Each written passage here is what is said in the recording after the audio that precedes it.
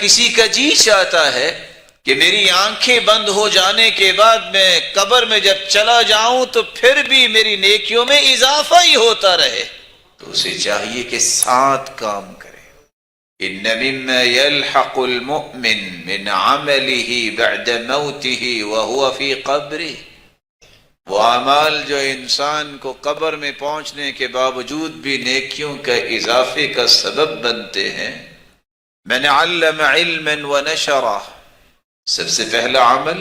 آپ نے کسی کو علم سکھا دیا ہے، جو لوگ اس علم کی روشنی میں عمل کریں گے، آپ تو مٹی میں مٹی ہو جائیں گے، لیکن جب تک یہ نیکیاں کرتے رہیں گے لوگ، آپ کے نام اعمال میں نیکیاں ڈپازٹ ہوتی رہیں۔ وَنَشَرَ، ایک شخص کے پاس علم نہیں ہے، شوق اور ذوق اور تڑپ اور تمنا ہے کہ میں بھی لوگوں کو نیکی کی بات سکھاؤں، میرے لیے بھی نیکیوں کا کوئی سلسلہ کو صدقہ جاریہ بنے۔ وَنَشَرَ، خود تو نہیں پڑھ سکا لیکن پڑھانے والوں کے ساتھ کھڑا ہو جاتا ہے کہ میں آپ کا مددگار ہوں، جتنا پڑھانے والوں کو اجر ملے گا پڑھنے والوں کو ملے گا، یہ ساتھ کھڑے ہونے والے کو بھی اللہ اتنا ہی اجر اور ثواب عطا کر دے گا۔ او مسجدن بنا، دوسرا عمل جو انسان قبر میں چلا جاتا ہے تو پھر بھی نیکیاں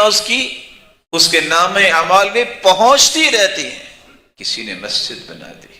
جب تک اس میں نماز پڑھی جائے گی، اللہ کا ذکر کیا جائے گا، دعائیں کی جائیں گی، قرآن و حدیث پڑھی جائے گی، خیر کی بات کی جائے گی، جتنے کرنے والے ہیں جتنے سننے والے ہیں ان سب کو بھی اللہ پورا اجر عطا کرے گا، اور یہ شخص بنانے والا قبر میں ہوگا، سب کے برابر نیکیاں اس اکیلے کو عطا کی جائیں۔ او حفر بئرا، تیسرا عمل جس سے آپ کی نیکیاں آپ کو مرنے کے بعد بھی پہنچیں گی، آپ مسلمانوں کے لیے پانی کا بندوبست کروا دیتے ہیں، کنواں کھدوا دیتے ہیں، پانی کی ضرورت کو پورا کرواتی ہے، پانی جب تک جاری ہے یہ آپ کے نام اعمال میں نیکیاں ڈپازٹ ہوتی رہے۔ او غرس نخلا، چوتھا عمل یہ ہے کہ آپ نے کھجور کا درخت لگوایا، اور اللہ کے رسول صلی اللہ علیہ وسلم نے مومن کی مثال کھجور کی مثال دی ہے۔ ما اخذت منہا، جو بھی کھجور کا حصہ آپ دیکھیں گے اللہ نے ہر چیز میں اس میں برکت ہی رکھی ہے، مومن کے ہر کام میں برکت ہی ہے۔ جب تک یہ درخت قائم رہے گا لوگ فائدہ لیتے رہیں گے، نیکیاں پہنچتی رہیں گی۔ او ورث مصحفا، پانچواں عمل یہ ہے جس طرح آپ درم و دینار ڈالرز چھوڑ کے دنیا سے جاتے ہیں،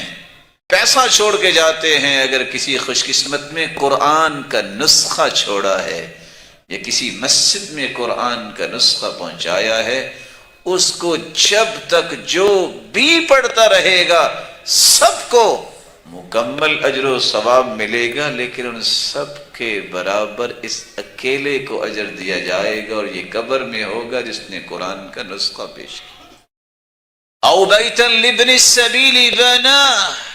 ایک چھٹا عمل ہے جو مرنے کے بعد بھی انسان کو نیکیاں پہنچائے گا۔ کیسے انسان کے لیے آپ نے گھر بنایا جس کے پاس گھر نہیں ہے، ضرورت مند ہے، آپ نے سرائے بنوائی جہاں لوگ آرام کر سکتے ہیں۔ رسول اکرم صلی اللہ علیہ وآلہ وسلم نے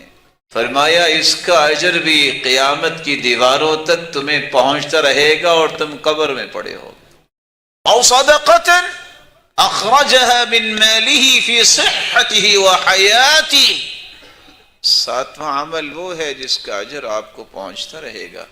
جبکہ آپ تو دنیا میں نہیں ہوں گے۔ وہ عمل یہ ہے کہ آپ زندگی میں اور صحت کی حالت میں صدقہ کریں۔ جب انسان بیمار ہوتا ہے تو پھر تو کرتا ہی ہے نا کہ آرام آ جائے،